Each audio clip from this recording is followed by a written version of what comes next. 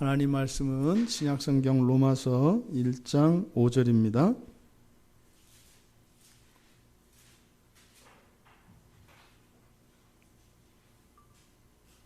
신약성경 로마서 1장 5절 우리 같이 한 목소리로 함께 읽겠습니다. 그로 말미암아 우리가 은혜와 사도의 직분을 받아 그의 이름을 위하여 모든 이방인 중에서 믿어 순종하게 하나니. 아멘. 우리가 받은 것, 사도 바울이 우리가 받은 것이 무엇인지를 이야기하고 있습니다. 우리가 지금 함께 은혜를 나누고 있는 로마서, 그리고 신약 성경의 대부분은 다 편지글입니다. 이 편지라고 하는 것은 단순히 자신의 일상생활에 일어났던 이야기들을 기록하는 글이 아니죠. 이것은 목적이 있는 글입니다. 그래서 누군가가 또 다른 누군가에게 어떤 분명한 이유와 목적을 가지고 쓰는 글이 편지입니다. 사도 바울이 이 로마서를 쓴 것은 로마에 있는 그리스도인들에게 이 편지를 쓰는 것입니다. 그래서 지금 이 편지의 이 서론격인 1절에서 7절까지의 이 인사말 안에 특별히 이 5절은 이 서신을 쓴 이유와 목적이 무엇인지를 분명히 밝히고 있는 것입니다. 그러니까 앞으로 사도 바울이 이제 이 편지에서 진술하게 될 많은 교리적 내용들, 이것이 왜, 무엇 때문에 이 편지를, 이 글을 쓰게 되었는가를 밝히고 있다, 이 말입니다. 그러니까 사도 바울은요, 우리가 주님으로부터 받은 특별한 것이 있다는 거예요. 특별한 것이 있고 그것을 너희에게 전하고자 한다라고 밝히고 있습니다. 그러니까 사도 바울이 받은 것이 무엇이었길래 이 편지를 썼을까? 사실은 이제 앞으로 진술하게 될 이 로마서의 그 편지의 내용에 대해서 이 편지를 받아 읽는 수신자들로 하여금 궁금증을 갖도록, 그리고 바로 사도 바울이 누렸던 그것이 무엇인지를 사모하도록 하고자 하는 것이 바로 이 5절의 내용입니다. 5절의 문장을 요약하면 그런 겁니다. 우리가 받았다는 겁니다. 우리가 무엇을 받았다. 뭘 받았어요? 은혜와 사도 직분을 받았다는 겁니다. 우리가 은혜와 사도 직분을 받았다. 이것이 의미하는 것이 무엇일까? 우리가 본문의 말씀을 하나씩 살펴보도록 하겠습니다. 그러니까 사도가 받은 것들, 그것은 은혜와 직분인데, 여기서 먼저 여기에 보면 은혜와 직분을 받았다 이렇게 되어 있는데, 실제로 여기서 목적어를 우리말로는 그대로 은혜와 사도의 직분을 이렇게 되어 있습니다만, 이 헬라어에서는 목적어를 나타내는 방식이 이렇게 목적격으로만 하지 않습니다. 소유격으로도 목적어를 나타내기도 하고 역격으로 나타내기도 하고 이렇게 합니다. 그래서 의미가 좀 달라집니다. 그러니까 여기서 지금 사도가 은혜와 사도의 직분을 받았다고 할 때 받은 내용, 은혜와 직분인데, 사도직인데, 이것이 우리가 무엇을 받을 때 여러분, 자기의 것이 아닌 것을 다른 사람으로부터 받기도 해요. 그건 주로 선물을 받든지 새로운 것을 받는 거죠. 그런데 또 우리가 받을 때 내 것을 돌려받을 때도 있습니다. 여러분들이 무엇인가를 누구에게 맡겨놓았다가 그걸 내 거를 되찾을 때 있죠. 그러니까 되돌려받는다 이렇게 얘기하잖아요. 근데 지금 여기서 우리가 은혜와 사도의 직분을 받았다 이렇게 이야기하는데, 여기에 뒤에 소유격으로 목적어를 써요. 근데 받는다라고 하는 말을 그 뒤에 소유격으로 목적어를 나타내면, 그때는 남의 것을 받는 게 아니라 자기의 것을 돌려받는다는 의미입니다. 이해되세요? 여러분들이 뭐 제가 이해가 안 된다고 지금 표시를 해줬습니다. 그러니까 예를 들어서 지하철역이나 이런 데 가면은 사물함 같은 거 있지 않습니까? 거기다 내 물건을 넣고 동전을 넣고 맡겨 놓잖아요. 그리고 나서 뭐라고요? 잠깐만 나 가서 내 물건을 뭐 한다 그래요? 찾아온다 그러죠. 되돌려 받는다 이 말이죠. 그럴 때 소유격을 쓴다 이 말이에요. 가방을 받는다 이렇게 할 때 나타내는 방법이 두 가지다. 그래서 그 가방이 원래 내 것을 돌려받는 것인지 아니면 새로운 것, 즉 내 것이 아니었던 것을 받는 것인지 이거를 헬라어에서는 구별해서 쓴다 이 말이에요. 이해됐어요? 강제로 이해당한 듯한 그런 느낌이 들어요. 그러니까 내 것을 되돌려받는다라는 말이 있고 내 것이 아닌 것을 받는다라는 말이 있는데 지금 여기는 은혜와 사도의 직분이라는 것을 받는데 우리가 일반적으로 은혜를 받는다, 사도의 직분을 받는다, 그럼 어떻게 생각해요? 하나님의 것인데 하나님이 그러니까 우리에게 없던 것을 주는 거라고 이해를 하잖아요, 대부분. 근데 사도 바울은 여기서 뭐라고 이야기하냐면 우리들의 것을 되찾는다 이렇게 쓰고 있다 이 말이에요. 그러니까 이 은혜라고 하는 것과 사도의 직분이 원래 누구 거다? 원래 우리 거다라고 얘기해요. 원래 우리 거였는데 그것을 내가 가지고 있지 못하다가 그것을 되찾게 되었다 이렇게 얘기한다 이 말이에요. 어쨌든 여러분들 이해되든 안 되든 제가 말씀드리는 바는 이해가 되시죠? 그 은혜가 내 거라고? 그 사도 직분이 내 거라고? 그러니까 그렇게 생각하시면 돼요. 어렸을 때 그냥 버려졌던 아이가 시장에서 헤어졌단 말이에요, 부모가. 근데 그 아이의 부모가 왕이었다고요. 근데 이 아이가 나중에 등 뒤에 있는 한반도 그 반점 때문에 발견이 됐다 이 말이에요. 그래서 이 아이가 어떻게 해요? 다시 왕자의 자리로 갔어요. 그러니까 이 아이는 횡재한 게 아니라 사실은 그동안 이 아이는 어떻게 살았어야 되는 거예요? 왕자로 살았어야 되는 아이인데 잃어버린 부모에게서 잃어버려져서 그냥 시장의 거린으로 살았다 이 말이에요. 그러니까 그냥 진짜 거지 아이가 이렇게 은혜로 데려다가 왕자를 시켜주니까 그때 있을 때 받았다 이렇게 얘기하는데 원래 왕자였던 아이가 몰랐다가 되찾았다 이렇게 한다 이 말이에요. 근데 지금 여기 로마서 1장 5절에서는 그렇게 사도 바울이 이야기해요. 이건 뭐겠어요? 사도 바울의 깨달음인 거죠. 그러니까 지금 사도 바울이 은혜와 사도의 직분을 되돌려 받았다. 이거 뭐겠어요? 그리고 이 소유격이 의미하는 바는 또 하나 뭐냐면 일부분을 뜻해요. 일부분. 모두가 아니라 일부분을 뜻해요. 사람이 무엇을 받았다 이렇게 할 때 목적격을 쓰면 그걸 다 받은 게 돼요. 근데 그것의 일부를 받으면 소유격을 쓴다고요. 그래서 우리가 사람들을 붙잡거나 만지거나 할 때 항상 소유격을 써요. 그렇겠죠? 여러분이 누군가를 붙잡을 때 그 사람을 어떻게 다 붙잡아요? 손을 붙잡든 옷을 붙잡든 발을 붙잡든 몸 신체의 일부만 붙잡을 거 아니에요. 그래서 만진다 붙잡는다 할 때는 항상 소유격을 쓰게 돼 있어요. 왜 다 잡을 수 없으니까. 또 마찬가지로 그렇습니다. 무슨 선물을 받았다 할 때도 그래서 소유격을 쓸 때와 목적격을 쓸 때가 의미가 다르다. 근데 지금 여기서 사도 바울이 은혜와 직분을 받았다라고 얘기했는데 첫 번째 이게 뭐다? 원래 우리의 것이었더라 라고 하는 깨달음이 있었던 거죠. 그걸 얘기하려고 하는 거예요. 나는 몰랐는데 이게 원래 내가 누려야 하는 것이었더라. 원래 우리가 누려야 되는 것이었더라. 근데 그걸 모르고 살았더라. 이렇게 얘기한다 이 말이에요.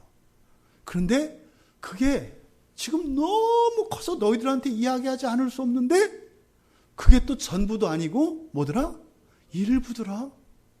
요 이야기를 우리가 은혜와 사도의 직분을 받았다라고 하는 말에 들어가 있다 이 말이에요. 그러니 이거를 우리말 성경으로 어떻게 알아요? 그거를. 그러니까 이 본문이 주는 바. 그러니까 은혜와 사도의 직분을 받았다고 하는 이 말씀을 하고 있는 사도의 마음이 우리들에게 전달될 수 있기를 바랍니다. 그러면 사도가 받았다고 하는 은혜와 이 사도의 직분이라는 게 뭐냐? 우리가 너무도 많이 쓰는 말이고 일상적으로 너무 익숙해 있는 말입니다. 또 우리가 설교 때도 은혜에 대해서 이야기를 많이 해왔습니다만 다시 한번 우리가 이 은혜의 의미를 한번 되짚어 볼 수 있기를 바랍니다. 첫째로 이 은혜라고 하는 것은 뭐예요? 좋은 겁니다. 좋은 거예요. 그래서 호의나 친절, 또 나에게 유익이 되는 것을, 이게 중요해요. 그러니까 좋은 것을, 나에게 유익이 되는 것을 아주 기꺼운 마음으로 주는 게 은혜인데 어떻게 주는 거예요? 그렇죠. 이게 중요해요. 공짜로가 중요해요. 공짜로. 대가 없이. 이게 은혜란 말이에요. 그러니까 우리들이 살면서 어떤 대가를 지불했다. 그러니까 우리가 흔히 말하는 공로의식이 있으면 은혜를 누려요, 못 누려요? 못 누린다고요. 못 누린다고요. 이게 우리 이혁수 선교사님 있습니다만 스리랑카에서 그 거지들, 특히 이제 그 불교적 세계관을 가지고 있는 거지들은 누가 누구를 돕는다고 생각해요? 자기들이 돈 주는 사람을 돕는다고 생각해요. 이해되세요? 내가 거지가 아니고 내가 너의 도움을 안 받았다면 네가 공덕을 쌓을 수가 있었어, 없었어? 없었어요. 안 그러면 넌 그 억겁에서 벗어나질 못해서 다음 생에서 소나 개나 돼지로 태어날 가능성이 많단 말이에요. 그러니까 얼마나 생각해보니까 감사하죠? 그러니까 이렇게 선행을 할 수 있는 기회를 주는 게 얼마나 감사하죠. 그러니까 도와줄 때 어떻게 해야 돼요? 감사하는 마음으로 도와줘야 돼요.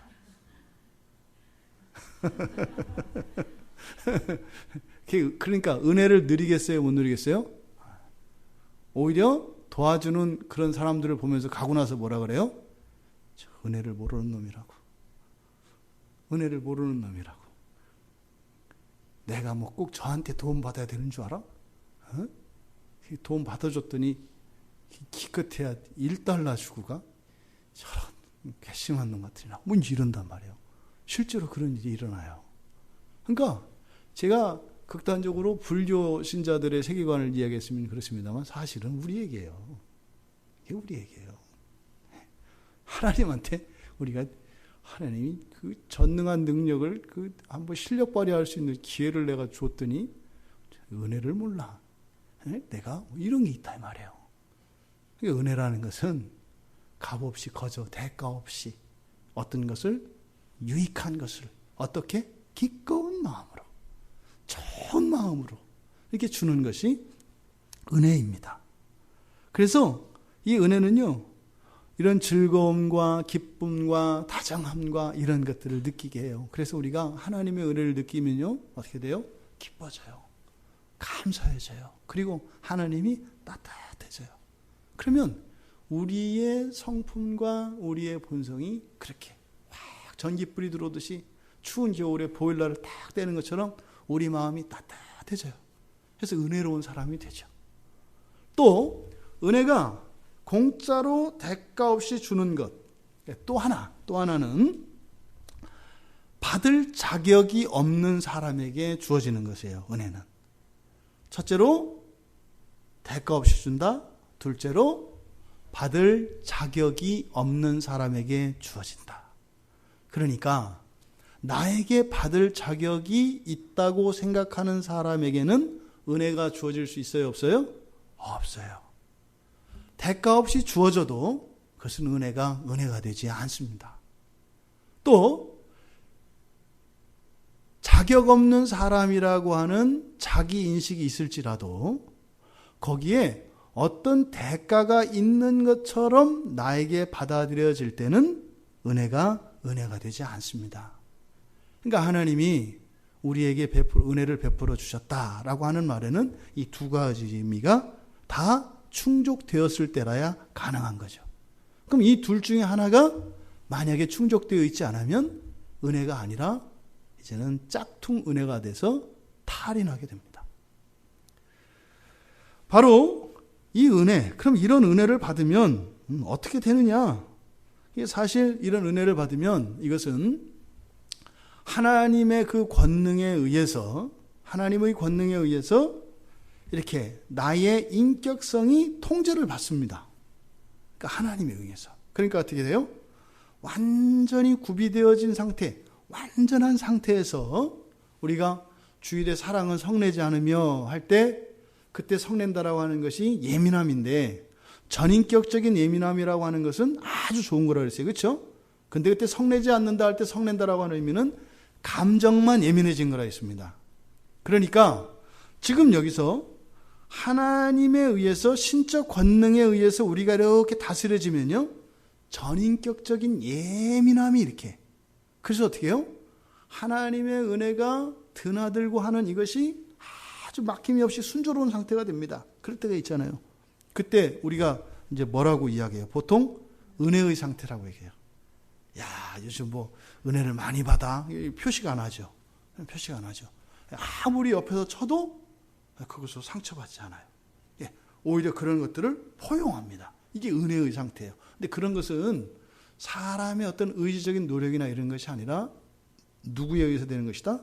신적 권능, 하나님의 권능으로 그런 일이 주어지는 것이다. 그래서 우리가 이런 은혜를 받게 되면 은혜의 증거들이 반드시 나타나게 되어 있습니다. 그 은혜를 우리는 그래서 다 알아요. 은혜를 체험하게 되어 있어요. 그러니까 하나님이 이렇게 은혜를 주시면 그 선물들, 그런 확실한 증거들이 있어요.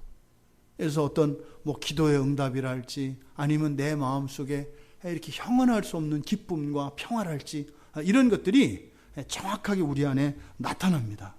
그래서 하나님의 은혜로 말미암는 이런 어떤 물질적인 것이든 정신적인 것이든 영적인 것이든 심지어는 어떤 능력도 나타나요. 그래서 가끔 은혜 상태에서는요, 병도 고쳐지고 하는 거예요. 또 어떨 때 은혜로운 상태에서는요, 내가 한마디 이렇게 그냥 권면해 줬는데 사람이 막 감동하는 거예요. 그러면서 막 사람이 바뀌어요. 내가 한 거 아니에요. 뭐가 한 거라고요?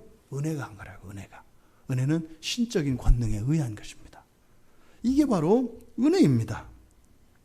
두 번째로 사도 직분을 받았다라고 얘기합니다. 사도 직분. 그러니까 사도의 직분을 받았다라고 하는 것은, 사도의 직분이라는 것은 그거예요. 사도가 해야 되는 어떤 임무, 그런 임무를 부여받았다, 부여받은 사람, 이런 거예요. 그러니까 사도라고 하는 직분, 이 직분, 사도라고 하는 직분이 해야 되는 그런 임무, 이런 것을 위임받은 사람, 이게 이제 사도 직분이라는 건데, 사도라고 하는 말이 어디서 나온 거라고요? 보냄받은 사람이라는 뜻이에요. 사도는 보냄받은 사람. 그러니까 그냥 우리말로 그냥 편하게 이야기하면 뭐 하는 사람이에요? 심부름꾼이에요. 심부름꾼. 사도를 우리말로 그냥 하면 심부름꾼. 그런데 사도는 누구의 심부름꾼을 가리키는 거예요? 그리스도의 심부름꾼을 누구라고 해요? 사도라고 해요. 하나님의 심부름꾼은 누구예요? 천사들이죠. 하나님의 심부름꾼들은 천사들이에요. 그런데 구약에 나타나는 선지자들, 이 사람들은 심부름꾼이라기보다는 메신저죠. 그렇죠? 그러니까 신약의 이 사도라고 하는 사람들은 성부, 성자, 성령, 삼위일체 하나님 가운데 바로 성자 하나님이신 그리스도로부터 보냄받은 사람들을 누구라고 한다? 사도라고 한다. 그러니까 성부 하나님으로부터 보통 우리가 보냄받은 사람, 보냄받는 존재들은 천사들이에요. 천사들. 그러니까 천사들이 하나님으로부터 이렇게 보냄을 받습니다. 그런데 그리스도는, 성자이신 그리스도는 존재가 어떠세요? 사람이시며 하나님이시라고 그랬잖아요. 그러니까 천사, 영적 존재인 천사를 쓰는 게 아니라 누구를 써요? 사람을 쓰신다 이 말이에요. 성부 하나님이 천사를 보내시고 성자 하나님이 사람 보내시는 이것이 여러분들이 마음속으로 느껴졌다면 상당한 하나님에 대한 이해가 있는 거예요. 말은 설명 못해도 이렇게 마음으로 하고 이렇게 이해되어진다면 이렇게 경계를, 하나님에 대한 그 지식의 경계를 뛰어넘은 거예요. 그러니까 이 사도 직분이라고 하는 것은 바로 그리스도로부터 보냄을 받은 사람들인데, 보냄을 받는다라고 할 때는 임무가 있습니다. 임무가 있어요. 그리고 특정한 장소가 있습니다.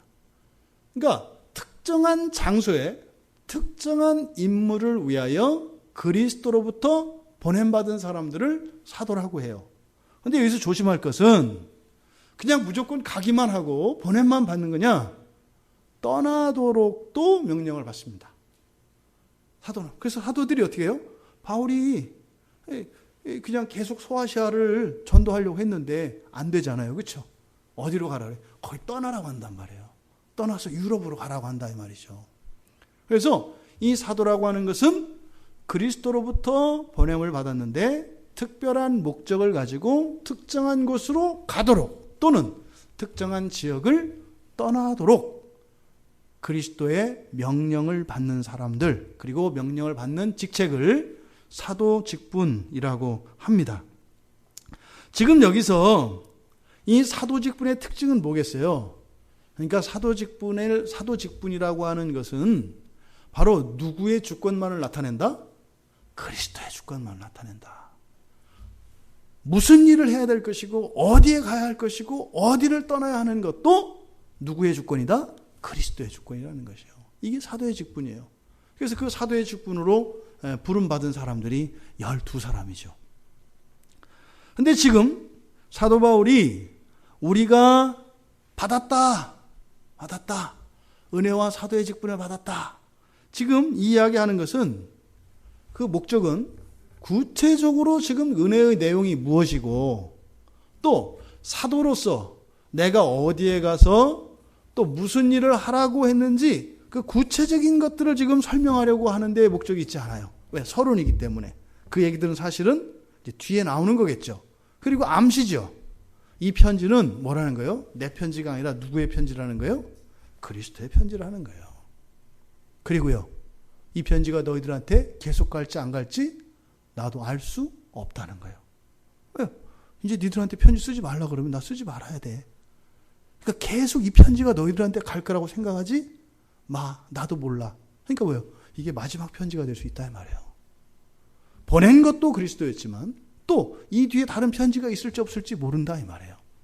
이것이 지금 사도가 서두에서 바로 우리가 받은 이 은혜와 사도의 직분이라고 하는 이 말을 전하는 목적이 뭔지 아시겠죠?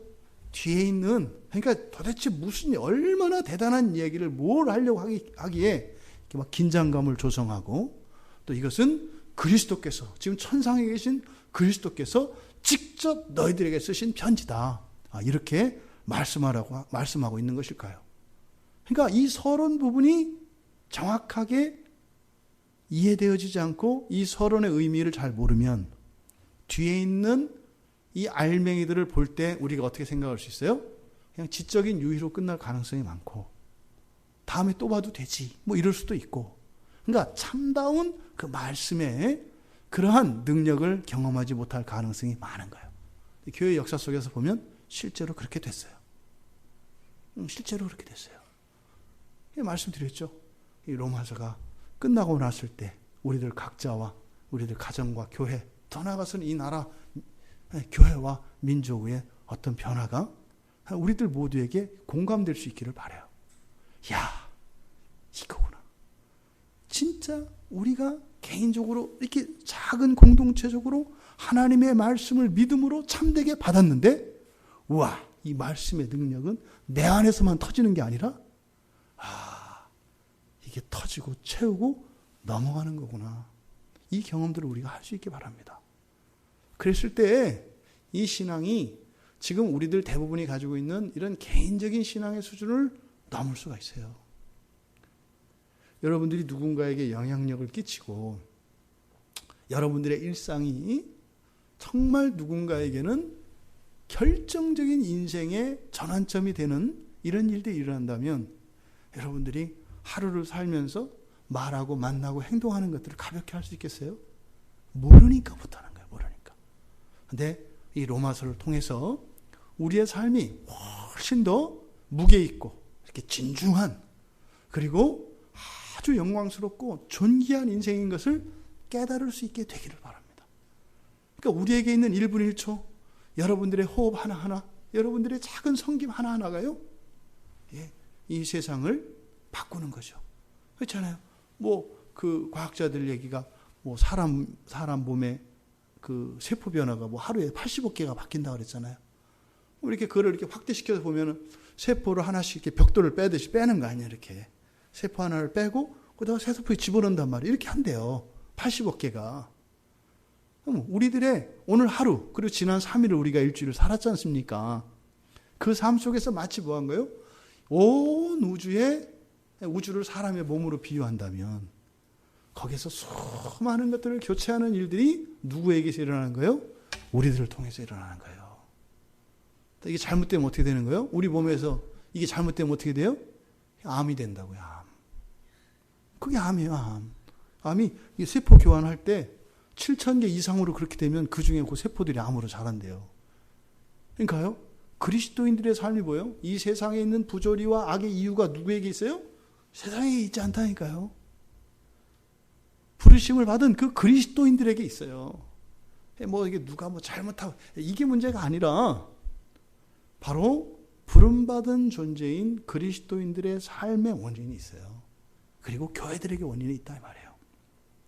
자, 어쨌든 지금 여기서 사도가 이렇게 받은 은혜와 사도 직분을 거론하는 것은 바로 뭐다? 이것이 정말 하늘에 계신 그리스도로부터 온 편지라는 것. 그리고 이것이 어쩌면 마지막일 수 있다는 것. 그럼 뭐겠어요? 우리가 이 세상을 살면서 누려야 할 마지막 은혜인 거예요. 오늘 밤이 여러분 마지막일 줄 어떻게 알아요? 확률적으로 내일 아침에 눈을 뜨지 못할 가능성이 훨씬 크다니까요. 우리가 워낙 믿음이 좋아서 내일 아침에 반드시 눈을 뜨기로 작정을 했잖아요. 그러니까 어떻게 해요? 이 말씀이 여유가 있단 말이에요. 내일 뭐 다음 주에 뭐 뭐라도 듣든지 이렇게 하면 되지. 그런 믿음을 가졌다가 영정사진에 얹혀있는 사람들이 얼마나 많은지 몰라요. 한날 한날을. 그러니까 지금 사도 바울이 이 편지를 쓰면서 되게 간절함이 얼마나 큰가 하는 것을 우리가 알 수 있는 겁니다. 지금 여기서 그렇다면 구체적으로 받은 은혜와 사도의 직분이 무엇인지는 밝히지 않지만 5절에서 그 받은 은혜와 직분의 특징이 무엇인가 하는 것을 가르쳐 줍니다. 지금 우리말 성경에 그로 말미암아 우리가 은혜와 사도의 직분을 받아 그의 이름을 위하여 모든 이방인 중에서 믿어 순종하게 하나니. 이렇게 하면 사실은 여러 가지 이 성경이 함축하고 있는 여러 가지 의미를 하나로 해석을 해서 이렇게 이제 정리해 놓은 겁니다. 직역을 하면 이렇게 됩니다. 여기서 말미암아 요거는 오역입니다. 말미암아라고 하면 안 되고 이 말미암아라고 번역되어진 이것이 그러니까 말미암아 이거 때문에잖아요. 누구누구 덕분에 뭐뭐 때문에 이런 거잖아요. 이제 그렇게 그런 의미를 가질 때가 있고 단순히 수단으로서 이렇게 통하여라고 하는 말이 있어요. 여기서는 통하여라고 번역을 해야 맞아요. 왜냐하면 말미암아라고 번역되어진 이 전치사가 디아인데 그 뒤에 소유격이 오느냐 목적격이 오느냐에 따라서 의미가 달라져요. 근데 여기서는 지금 소유격이 오고 있기 때문에 통하여라고 해야 돼요. 통하여. 그러니까 직역하면 그를 통하여 이렇게 된 거예요. 그를 통하여 우리는 은혜와 사도 직분을 받았다. 그러니까 그를 통하여 우리는 은혜와 사도 직분을 받았다. 그리고 믿음의 복종을 위하여 모든 이방인들 가운데서 그의 이름의 유익을 위하여 이렇게 돼 있어요. 그대로 하자면 그러니까 5절에 기록되어진 내용은 바로 은혜와 이 사도의 직분의 특성이 무엇인지를 설명해 주려는 것이 5절의 목적이에요. 그래서 아까 우리가 앞에서 살펴보았던 것처럼 은혜와 사도의 직분이라는 것이 원래 우리의 것이었더라. 원래 우리의 것이었더라. 근데 그 가운데에서 일부만 받은 것이었더라. 그런데도 내가 내 인생의 모든 것을 포기하고 살만하더라. 이 말이에요. 그럼 다 받으면 어떻게 되겠어요? 견딜 수가 없겠더라. 그래서 나중에 주신다고 했더라. 뭐 이런 거죠. 그 다음에 이제 통하여 받는 은혜와 직분. 그 맨 앞에 우리말 성경에 그로 말미암아 이렇게 된 것이 그를 통하여. 그러니까 은혜와 직분, 사도 직분이라고 하는 것은 어떻게 한다는 거예요? 그를 통하여. 그러니까 그리스도를 통해서만 가능하다는 말씀이에요. 그러면 보세요. 그리스도를 통해서 받았다. 이렇게 돼 있어요. 그리스도를 통해서 받았다. 그러면 그리스도가 싹 가려지면 받을 수 있다는 얘기예요? 없다는 얘기예요? 없어요. 그러니까 단지 그리스도가 없으면 안 돼요. 그러니까 그리스도에 절대 의존적입니다. 그러니까 길이 없으면 갈 수 없잖아요. 이거 뭐예요? 저 KTX를 타고 뭐 부산에 갈 때 철로가 없으면 KTX가 소용이 있어요, 없어요? 없어요. 못 간다고요. 오히려 그거 타면 더 못 가요. 자전거 타고 가는 게 더 빨라요. 길이 없으면. 그러니까 이 은혜와 사도직분이라고 하는 것은 그리스도를 통해서만 가능하다는 거예요. 그러니까 사실 은혜와 사도의 직분을 받았잖아요. 이미 받았잖아요. 받았다는 것은 그 은혜와 직분이, 그러니까 그 KTX라고 하는 이 선물이, 은혜와 그 직분이 어디를 타고 왔다는 거예요? 철로를 타고 왔다는 거죠. 그리스도라고 하는 철로를 타고 왔다고 하는 거죠. 그러니까 사실은 이 은혜를 받고 직분을 받는 것이 우리가 하기에 따라서 좌지우지 되는 것이 아니라 사실은 무엇을 통해서만? 그리스도를 통해서만. 그래서 이 은혜와 직분이라고 하는 것은 수동성이 있어요. 수동성이. 그러니까 우리가 할 수 있는 게 없다 이 말이에요. 그러니까 오직 그리스도의 주권에 달려있기 때문에 그것은 우리 입장에서는 뭐 할 수 있는 게 없다 이 말이에요. 그러니까 정말로 우리가 가장 감사해야 되는 것은 그러니까 뭐인 거예요? 은혜와 직분을 받은 것이 아니라 먼저 우리가 감사해야 될 것은 바로 무엇을 감사해야 되는 거예요? 그리스도를 감사해야 되는 거죠. 그리스도가 있으면 지금 내가 은혜와 직분을 못 받았다 하더라도 받을 거 아니에요. 길이 나 있으면 뭔가가 달려올 거 아니에요. 뭔가가. 그러니까 우리가 감사해야 되는 이 감사의 내용은 사실은 그리스도를 감사해야 하는 겁니다. 그러니까요. 사실상 우리가 얼마나 이 사고방식이 성경과 많이 다른지 깨닫게 하는데 바로 이 감사에 대한 겁니다. 보통 우리가 감사는요, 감사할 수도 있고 감사하지 않을 수도 있다고 생각을 하죠. 보통 그렇게 생각을 해요. 감사할 수도 있고 안 할 수 있다. 왜? 감사는 누가 하는 거니까? 내가 하는 거니까. 근데 감사는 지금 사도 바울이 여기서 말할 때 감사는 수동적인 거라는 것을 얘기하는 거예요. 그러니까 이 세상에, 그러니까 자기들을 얘기하는 거죠. 나를 비롯한 우리 사도들이 감사하지 않을 수 없는 삶이라는 것을 깨달았다는 것을 가르쳐줘요. 그러니까 이건 사실은 자기들만의 이야기가 아니죠. 바로 그리스도인들, 바로 뒤에 이제 6절에 가서 너희들에 대해서 이야기를 하니까 그리스도인의 삶이라는 것은 우리가 예수의 이름을 부른다는 것 그 자체, 그거 하나만으로도 우리는 뭐예요? 감사하지 않을 수 없다는 거예요. 어떤 새로운 일들이 생기는 게 아니라 이 세상을 살면서 예수의 이름을 한번 부르고 예수가 그리스도입니다. 심지어는 이 거짓말로라도 그렇게 한번 고백만 하는 것조차도 뭐라는 거예요? 감사의 제목이라는 거예요. 그래서 감사는 수동적인 거예요. 근데 그 감사 이유가 뭐라고요? 그리스도라고요. 그리스도의 그리스도 되심에 우리가 뭐 기여하는 게 있어요? 없잖아요. 감사는 어찌 보면 우리에게 뭐예요? 의무예요. 의무. 두 번째로 통하여 받는 은혜와 직분이라고 그랬잖아요. 받는다는 것은 능동입니다. 그러니까 지금 그를 통하여 받는 은혜와 직분, 사도 직분이라고 했을 때 여기는 그 수동성과 능동성이 나타나요. 그럼 보세요. 은혜와 직분은 그러니까 주어지는 게 아니라 사도는 뭐라고 해요? 받는 거라고 얘기한다고요. 그러니까 보통 우리가 생각을 할 때는 반대로 생각해요. 은혜와, 저조차도 제 안에도 그런 게 있다 이 말이에요. 은혜와 이런 직분과 이런 것들은 뭐다? 그냥 하나님 주권 아닌가? 하나님 마음대로 하는 거 아닌가? 뭐 안 주면 못 받는 거고, 뭐 주시면 받는 거고, 그래서 기다리는 거 아닌가? 그런 측면이 분명히 있어요.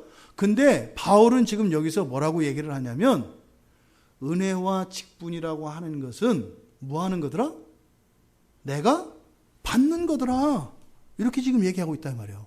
내가 받는 거더라. 지금 사도 바울이 통하여 받는 은혜와 직분이라고 하는 이 은혜와 직분의 이 첫 번째 특징은 우리들이 가지고 있는 고정관념을 파괴합니다. 우리들이 가지고 있는 생각을 완전히 반대로 이야기한다 이 말이에요. 지금 우리들의 생각과 반대라고 하는 것을 여러분들이 이렇게 깨달을 수 있으신가요? 집에 가면 깨달으실 수 있을 거예요. 가만히 생각을 해보면 진짜 그러네 이렇게. 왜냐하면 그런 것 같기도 하고 안 그런 것 같기도. 지금은 그럴 거예요. 목사님이 그렇게 하니까 뭐 그렇게는 한 것 같은데 별로 공감은 안 되네. 뭐 이럴 가능성이 많아요. 왜냐하면 너무나 오랫동안 이렇게 딱 우리 몸에 배웠기 때문에 그게 사고의 전환이 잘 안 일어나요. 그러니까 지금 사도 바울이 여기에서 말씀하는 이 통하여 받는 은혜와 직분이라고 하는 이 말씀이 우리들에게 주는 의미는 사실은 감사에 대해서 그리고 하나님의 은혜에 대한 우리의 삶의 자세와 태도가 잘못된 것임을 가르쳐 주는 거예요. 여러분, 감사해야 되는, 그러니까 우리 삶 속에서 감사해야 되는 어떤 거리, 이게 먼저예요? 감사하는 게 먼저예요? 일반적으로. 예, 그냥 우리가, 여러분이죠. 일반적이라고 하면.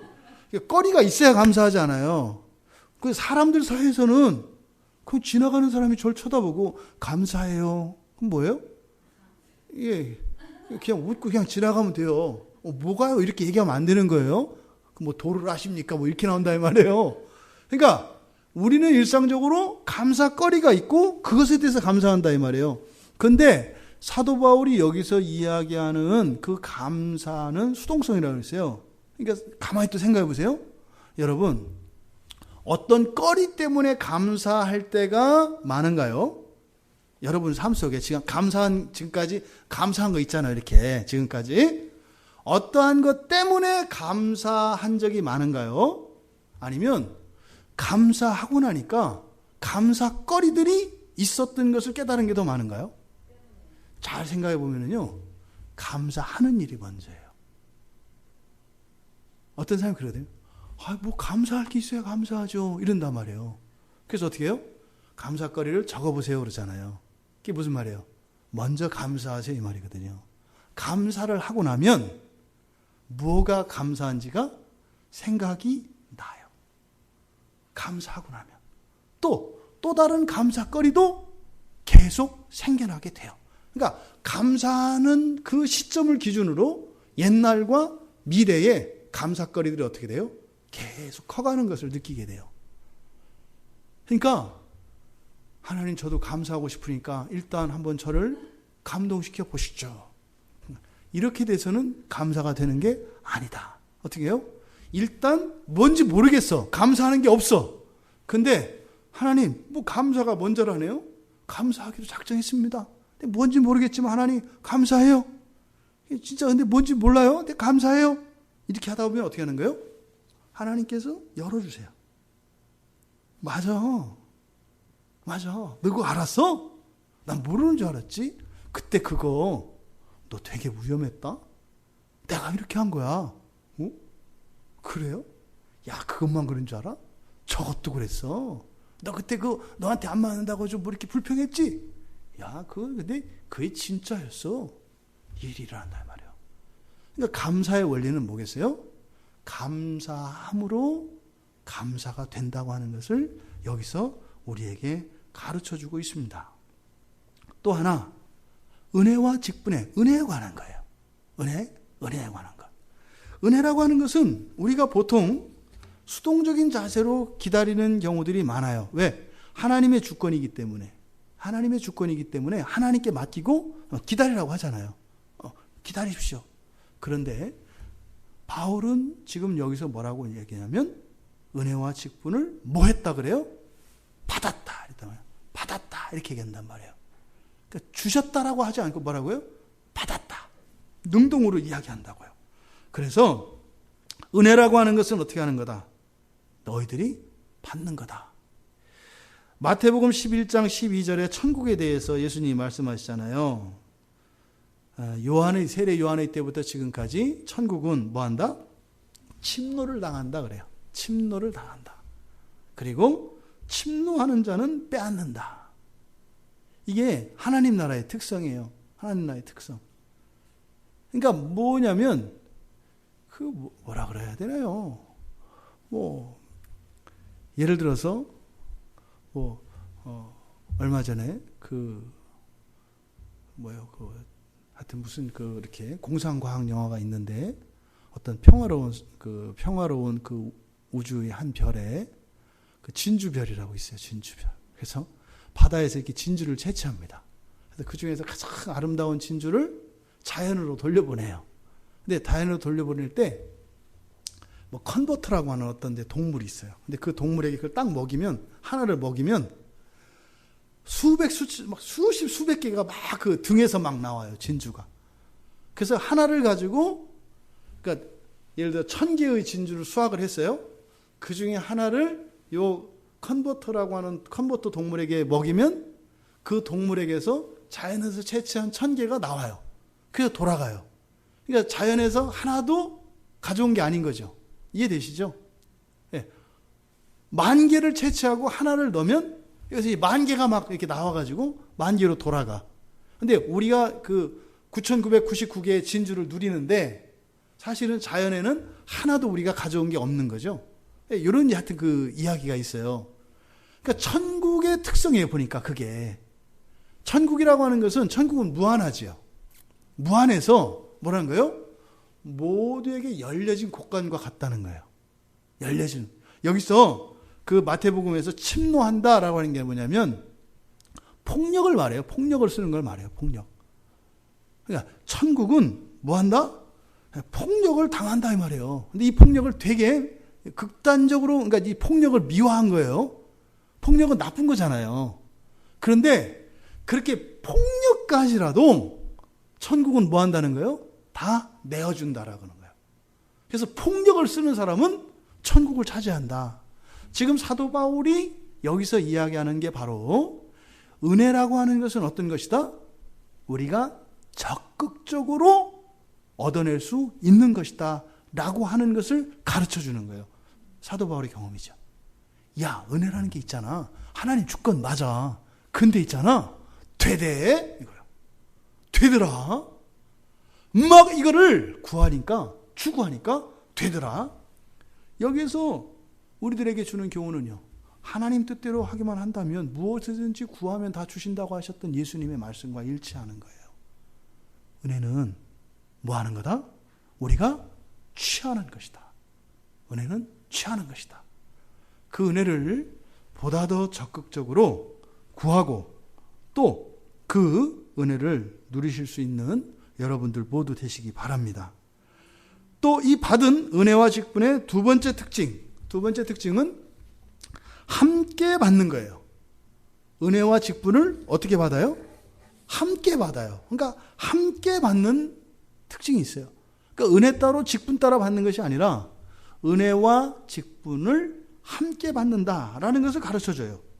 그러니까 은혜 받는데 직분이 없거나 직분이 있는데 은혜가 없거나 이런 것은 없다 이 말이에요. 그러니까 사실은 이 은혜와 직분은 그래서 이 주석학자들은 동격으로 해석을 하기도 하고 여러 가지 이제 해석이 나올 수 있습니다. 하지만 은혜와 직분은 뗄 수 있다 없다? 없다. 항상 함께 있는 것이다 이 말이에요.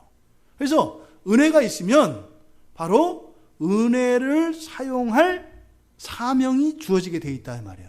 반대로 은혜를 사용할 사명이 없는데 은혜가 주어져요? 안 주어져요? 안 주어진다 이 말이에요. 그렇게 되는 게 아니다 이 말이에요. 그러니까요. 은혜를 받고 싶으면 어떻게 돼요? 사명을 받아야 되고 사명을 받았다면 뭐가 또 뭘 받아야 되는 거예요? 그 사명을 감당할 은혜를 받아야 되는 거예요. 근데 이것은 같이 함께 오는 것이더라. 같이 함께 오더라.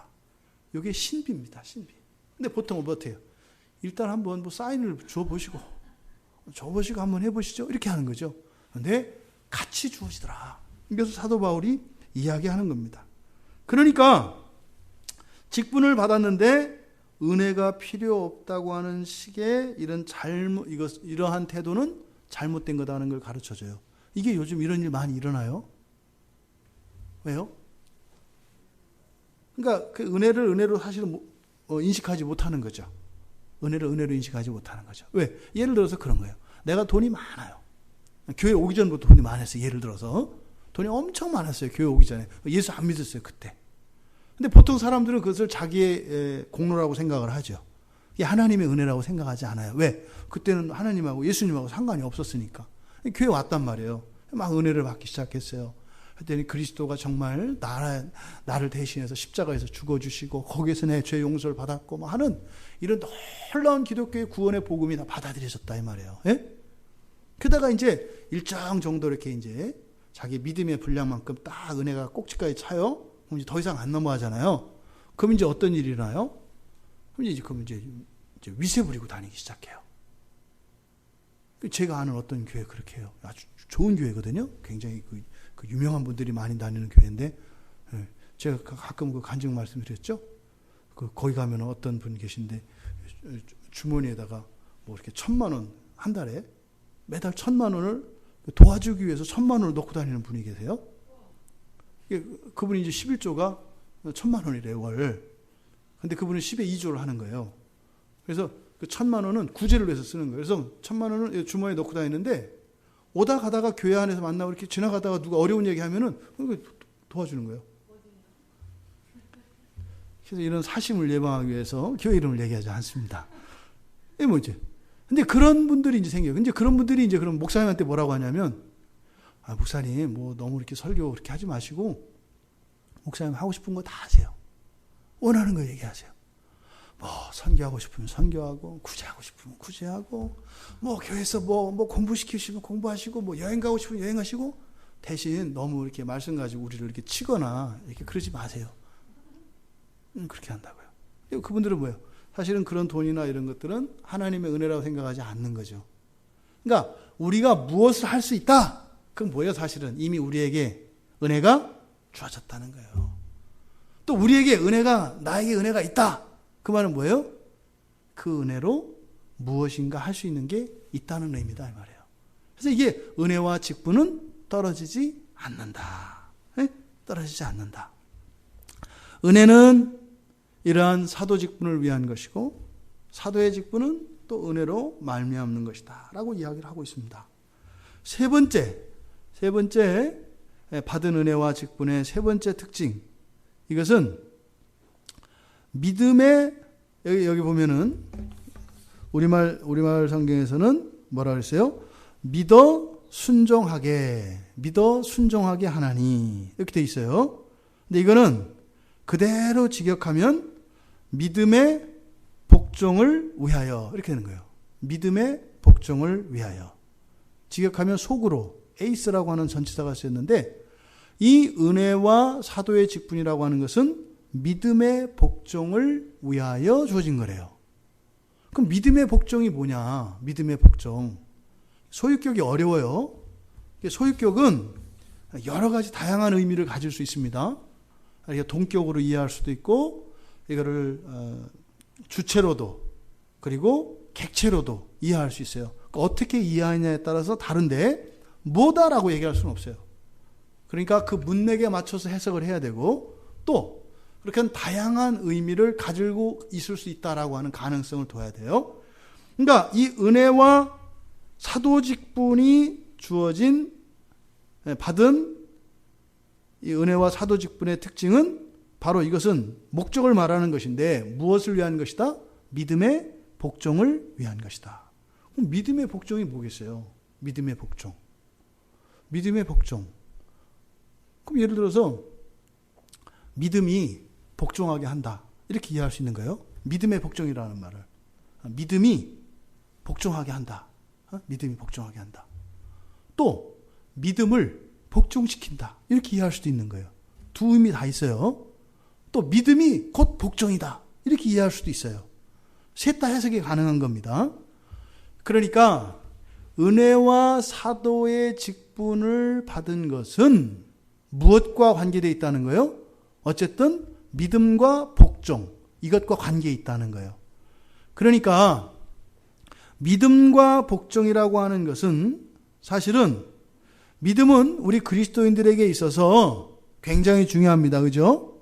예, 지난주에도 우리가 그 믿음의 종류에 대해서 주일 오후에 이렇게 이야기를 나눴던 것처럼, 그러니까 믿음의 복종이라고 했을 때, 그러니까 믿음과 복종은 서로 어떻게 해요? 유기적 상관관계가 있다라고 하는 것을 우리에게 가르쳐줘요. 그런데 믿음을 키우고 또 우리가 복종을 하는 이 일은 사실은 뭐가 필요하다는 거예요? 은혜와 사도의 직분이 필요하다라고 하는 것을 얘기해 주는 거예요. 그러면 먼저 믿음의 복종을 위하여라고 했을 때 이것을 첫 번째로 믿음으로 복종하기 위하여 이렇게 이해할 수 있어요. 여러분, 그냥 복종할 수 있어요. 믿지 않고 복종할 수 있다고요. 뭐 때문에? 어떤 대가 때문에 복종할 수 있어요. 아니면 두려워서 할 수 있다 이 말이에요. 믿음 없이도 얼마든지 복종할 수 있어요. 또 지금 내가 그냥 한번 해보고 싶어. 그냥 복종하는 삶을 한 번은 해보고 싶다 이 말이에요. 뭐 그럴 수 있어요. 근데 여기서는 바로 뭘 얘기하는 거예요? 믿음으로 복종하기 위해서. 근데 복종은 복종인데, 그러니까 그 복종의 내용이 뭔가요? 믿음으로 하는 복종이다 이 말이에요. 만약에 믿음으로 하는 복종이 아니면 이게 반골이라고 합니다. 반골. 기회를 보는 거죠. 지금은 내가 여기서 너한테 어떤 도움을 받을 수 있고 나에게 유익이 되니까 복종하겠다. 하지만 너에게서 단물이 빠지면 그때는 복종이 있어요, 없어요? 없는 거예요. 그래서 어떻게 돼요? 다 채워져 봐야 알아요. 다 채워져. 그런 필요들이나 이런 것들이 채워져 봐야 알아요. 그러면 믿음의 복종이 안 했을 때는 어떻게 하겠어요? 더 이상 복종이 없겠죠.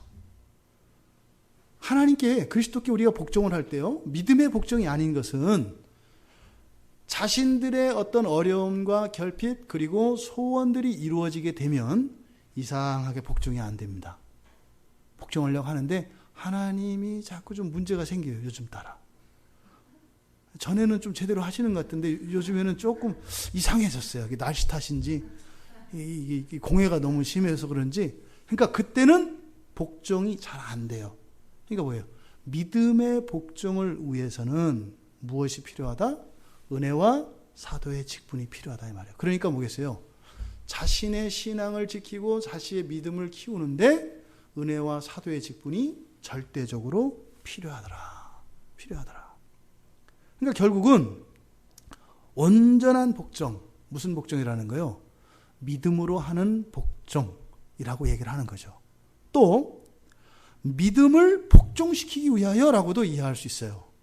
믿음의 복종을 복종시키기 위하여, 그러니까 믿음을 객체로 보는 거죠. 목적으로 보는 거예요, 믿음을. 그러니까 믿음을 복종시키기 위해서. 그러니까 뭐겠어요? 이 믿음이라고 하는 것은 뭐가 필요한다라는 거예요? 복종이 필요하다는 거예요. 복종이 믿음을 자라게 한다 이 말이에요. 복종하지 않는 믿음은 있다 없다? 없다는 거예요. 복종하지 않으면서 나 믿어요. 그건 믿음이 아니라는 거예요. 보세요. 우리들이 예수 그리스도를 믿고 구원을 믿습니다. 여러분들이 교회에 복종하세요? 여러분 스스로 대답을 해보세요.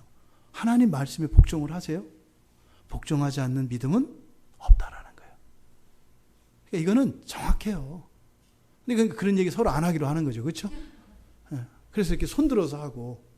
그래서 생각해 보세요, 여러분. 교회의 일정 때문에 중요한 나의 일정을 바꿀 수 있나요? 네, 그렇다면 믿음이 있다는 거예요. 근데 나의 일정 때문에 우리 교회와 신앙 안에서 오는 이러한 일정을 찾아갈 수 없다면 그것은 온전한 믿음이 아니라는 거예요. 그리고 그 정도 아직 믿음이 자라지 않았다는 거예요. 그러니까 이 믿음과 복종의 관계를 통해서 우리의 믿음이 그렇게 애매하거나 흐릿하지 않아요. 보면 안다 이 말이에요. 뭘 통해서? 복종을 통해서. 근데 이 일이 무엇을 통해서 가능하다? 은혜와 사도의 직분을 통해서 가능하다는 거예요. 은혜 없이는 복종할 수 없어요. 그러면 당연히 믿음도 온전해질 수 없는 거죠. 그러니까 믿음과 이 복종의 유기적 관계를 통해서 지금 은혜와 사도의 직분, 그리고 믿음과 복종, 이 네 가지를 서로 묶어서 우리에게 놀라운 영적인 원리를 가르쳐 줍니다. 그리고 또 하나, 여기서 그러면 믿음의 복종이라고 하는 것이 누구의 복종이냐? 정확하지가 않아요. 이게. 그래서 단수형으로 나와 있기는 한데, 이게 지금 누구예요? 그래서 자신들, 그러니까 사도 바울이, 그러니까 자신의 믿음과 자신의 복종을 더욱 온전케 하기 위하여라고 하는 것인지, 아니면 다른 신자들의 그런 믿음과 복종, 온전한 믿음, 그리고 온전한 복종을 위한 것인지 애매하게 얘기한다 이 말이에요. 그럼 어떻게 하면 돼요? 둘 다라고 하면 돼요. 그러니까 자기 자신도 바로 뭐라는 거예요? 이런 은혜를 받고 사도의 직분을 받은 것은 사실은 자신에게 유익이 되는 건 뭐라는 거예요? 자기의 믿음이 온전한 믿음이 되어져 가고 자기의 복종이 온전한 복종이 되어져 가게 한다는 거예요. 이게 유익이라는 거죠. 은혜와 사도의 직분이라고 하는 것이 개인적으로 유익이 되는 것은 뭐더라? 나의 믿음을 참된 믿음 되게 하고 나의 복종을 진짜 복종 되게 하더라. 이것을 위해서 꼭 필요하더라. 너희들 진짜 믿음 갖고 싶으냐? 너희들 진짜 온전한 복종을 하고 싶으냐? 마네가 그토록 사랑했던 복종, 그거 갖고 싶으냐? 의지적 결단이 필요한 게 아니라 뭐가 필요하다는 거예요? 하나님의 은혜와 이 직분이 필요하다는 것을 가르쳐 준 거예요. 여러분, 정말 불멸의 믿음을 갖고 싶으세요? 은혜와 이 사도의 직분. 여기서는 사도는 사도로 끝나지만 우리들에게 주어지는 이런 직분, 이걸 사명으로 이해할 수 있겠죠. 그게 필요하다는 거예요. 그러니까 일을 할까 말까, 할 가치가 있나 없나 이게 아니라 뭘 보라는 거예요? 나의 믿음이 자라기를 원하느냐? 나의 삶이 정말 복종에 순종이 되기를 원하느냐? 그렇다면 이게 있어야 되더라. 이게 있으니까 되더라. 사도 바울이 그 사두개인 중에서도 잘 나가던 사람이에요. 알기도 너무 많이 알아요. 과거의 구약성경, 사도 바울 속에 있었던 구약성경은 다 율법이었거든요. 해야 된다, 안 하면 안 된다 이거였어요. 근데 복음이 들어오면서 어떻게 돼요?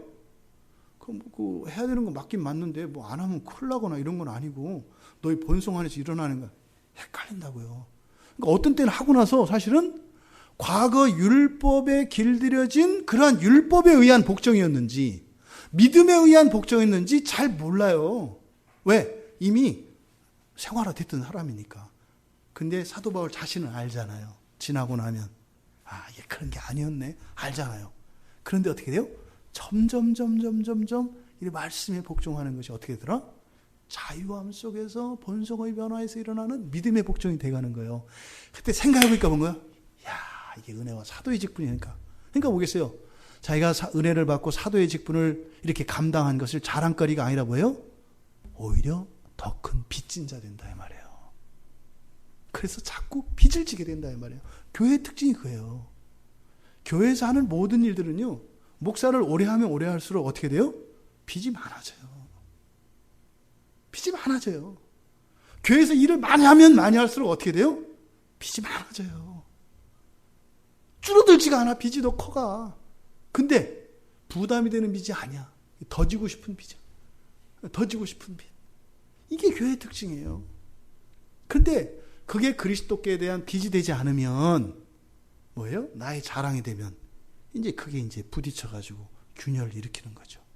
그러니까 온전한 믿음과 이 온전한 복종이라고 하는 것은 우리 기독교의 복음에 있어서 굉장히 중요한 겁니다. 겉으로 보아서는 안 보여요. 겉으로 보아서는. 이거는 누구만 알아요? 자기 자신만 사실은 엄격히 알죠. 하나님과 자기 자신만 아는 거예요. 얼마든지 포장할 수 있거든요. 온전한 믿음인지 온전한 복종인지 표시 안 날 수 있다 이 말이에요. 네 번째 받은 은혜와 직분의 특징. 이것은 모든 이방인들 가운데서 받았대요. 모든 이방인들 가운데서 받았대요. 그러니까 이것은 그 은혜와 그 직분을 이행해야 되는 그 대상과 장소를 나타내는 말일 수도 있어요. 그러니까 그 은혜와 그 직분이 누구를 위한 거라는 거예요? 이방인들. 그러니까 이방인들 가운데서 받았지. 에? 한국인들 가운데서 그걸 받았으면 어떻게 되겠어요? 한국인들을 위해서 사는 거죠.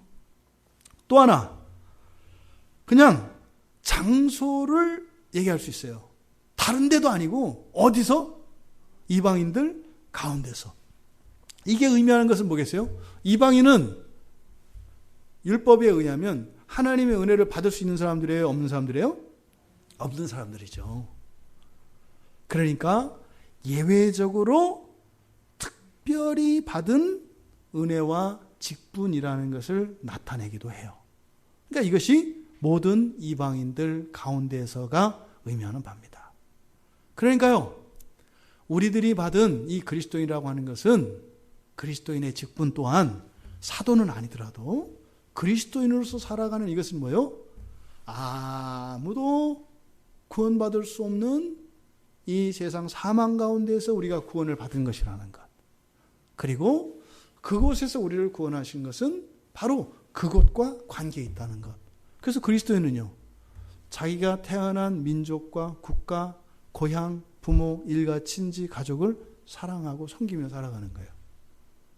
그게 바로 받은 은혜와 직분의 특징입니다. 그런데 사도라는 것은 뭐랬어요? 보냄을 받고 떠나도록 명령을 받는 거라고 그랬죠. 그러니까 내가 지금 서 있는 그곳에서 그 사명을, 그 은혜를 다 감당하는 거죠. 다섯 번째, 사실은 이 모든 것이 이 다섯 번째의 특성을 향해서 가고 있습니다. 이게 바로 뭐예요? 그의 이름의 유익을 위하여라고 하는 것입니다. 그의 이름을 위하여 이렇게 되어 있는데 좀 더 이것을 자세히 하면은 그의 이름의 유익을 위하여 이런 뜻이에요. 그러니까 사도 바울이 지금 앞에서 했던 이 모든 행동과 삶과 또 이 서신을 쓰고 앞으로 이야기할 이 모든 것들이 무엇을 위한 거라는 거예요? 그리스도의 유익을 위한 거라는 거예요. 너희들을 위한 것도 아니고 나를 위한 것도 아니고 사실은 누구를 위한 것이다? 그리스도를 위한 것이다. 이게 이해하기가 참 어려운 말이죠. 그리스도를 위하여. 그런데 그리스도를 위한다고 하는 말은 무엇일까요? 가장 나를 위하고 너를 위하고 우리를 위하는 거죠. 하나님을 위한다는 게 그런 말이에요. 가장 최상급이에요. 하나님을 사랑한다는 게 뭐예요? 최상급으로 사랑한다는 거예요. 하나님 안에서, 주님 안에서 당신을 사랑합니다. 이게 무슨 말이에요? 인간이 할 수 있는 최상의 사랑을 합니다. 이런 뜻이에요. 근데 반대로 만약에 주님 밖에서 하면 어떻게 되는 거예요? 이게 또 이제 정반대로 최악의 최상급이에요. 어떻게 돼요? 가장 최악으로 당신을 사랑합니다. 이런 뜻이에요. 그래서 그리스도 안에 있지 않으면 뭐다? 짐승이다. 짐승이다. 그러니까 여기는 명확하게 갈려요. 그리스도의 이름을 위하여라고 하는 이것은 바로 너희들을 위한 최상이다. 이렇게 얘기를 하는 거예요. 바로 이것은 자신의 편지가 그리스도의 권위로 말미암은 것임을, 그리고 이것은 그리스도를 위한 것이지만 너희들을 위한 최상의 내용들인 것을 지금 밝히고 있습니다. 그래서 사도 바울이 하나님의 영광을 위하여 하라라는 말을 많이 해요. 하나님의 영광을 위하여 하라. 그러니까 명령이잖아요. 하나님 영광을 위하여 하라. 그러면 우리는 딱 받아들이는 느낌이 뭐예요? 또 나는 또 하지 말고 하나님만 위하래. 근데 이건 무슨 말이다? 너를 위하되 어떻게 위해라? 최고로 너를 위해라. 이 말이 뭐예요? 하나님의 영광을 위하여 하라는 말이라는 거예요. 에베소서에 특히 많이 나옵니다. 에베소서 1장에 보면은 하나님의 영광을 위하여 라는 말 많이 써요. 그래서 에베소서 1장 6절에도 보면 6절 끝에 그의 은혜의 영광을 찬송하게 하려는 것이다. 신자들로 하여금. 또 12절에서도 그렇게 얘기합니다. 우리가 그리스도 안에서 전부터 바라던 그의 영광이 찬송이 되게 하려 하십니다. 또 14절에서도 우리 기업의 보증이 되사 그 얻으신 것을 속량하시고 그의 영광을 찬송하게 하려 하심이라. 우리가 예수를 처음 믿게 되면 하나님과 우리가 나뉘어요. 그래서 나의 기쁨과 하나님의 기쁨이 이렇게 제로섬 게임처럼 반비례할 때가 있어요. 하나님의 기쁨을 위해서 살면 나의 기쁨이 좀 덜어내야 하는 것 같은. 그래서 내 밥을 덜어서 얼마나 주고받느냐. 오늘은 좀 내가 많이 배고프니까 한 숟가락 더 먹고, 오늘은 배가 부르니까 뭐 예수님 내가 한 숟가락 먹고 나머지 하나님 다 돌리고, 이런 신앙에 딱 와요. 그런데 사실은 뭐요? 그렇게 따로 먹는 것이 아니라 나와 함께 먹고 계시다는 것을 깨닫게 돼요. 이게 하나님의 영광을 위하여라고 하는 말입니다. 지금 로마서 이 편지를 쓰는 목적을 이야기하며 결국은 마지막에서 그리스도의 이름의 유익을 위하여 뭐겠어요? 하나님의 기쁨을 위한다는 것은, 하나님의 영광을 위한다는 것은 이것이 최고의 삶이 무엇인지를 가르쳐 주는 것이다. 앞으로 이 편지 너희들이 읽어 나갈 때 거기에 보면 어쩌면 너희들의 기쁨과 즐거움을 포기하고 희생하라고 요구받는 것 같은 때도 있을 거다. 그런데 그것은 하나님, 바로 그리스도의 이름의 유익을 위한 것이기 때문에 절대로 그것은 너희들에게 어떤 좋은 것들을 희생시키거나 강요하는 것은 없다. 이게 뭐하라? 절대적으로 신뢰해라. 절대적으로 신뢰해라. 바로 우리가 받은 것, 바로 사도가 이 편지를 쓰며 앞으로 이 복음의 진수의 구체적인 내용들을 이야기하기 전에 이렇게 강조하고 있는 것은 사실상 오늘날 우리들의 삶 속에 이미 성취가 되었잖아요. 여러분들이 예수를 믿고 또 주일에 예배를 드리고 또 이렇게 주중에 기도에 나와서 나라 민족을 위해서 기도하고 또 우리 안에 있는 극복하지 못한 이런 것들을 새롭게 하여 주시도록 은혜를 구하고 사는 이 모든 것이 사실은 나를 위해서 오긴 왔지만 결국은 그게 누구를 위한 거라는 거예요? 그리스도의 이름의 유익을 위한 것이더라. 단순히 우리는 우리의 필요를 따라 하나님 앞에 나오지만 사실은 그것이 바로 하나님의 영광을 위하여 하는 것이더라. 그러니까요, 우리에게 결핍과 문제가 있을 때 하나님께 더 나오게 되는데 그게 그러니까 나쁘다고 할 수 없는 거예요. 또 좋으면 좋아서 좋지만 그것을 통해서 어떻게 해요? 또 하나님께 영광 돌릴 수 있도록. 무슨 말이겠어요? 좋으면 좋은 대로 좋아서 하나님께 더 가까이 나가고, 어려운 어려운 대로 하나님께 가까이 나가고, 바로 그리스도인들의 삶이 이렇게 날마다 그 부요함 속에 더욱더 온전해져 가기를 바라는 사도 바울의 간절한 이 마음이 우리 모두에게 전해지기를 주님의 이름으로 축원합니다. 우리 말씀을 생각하며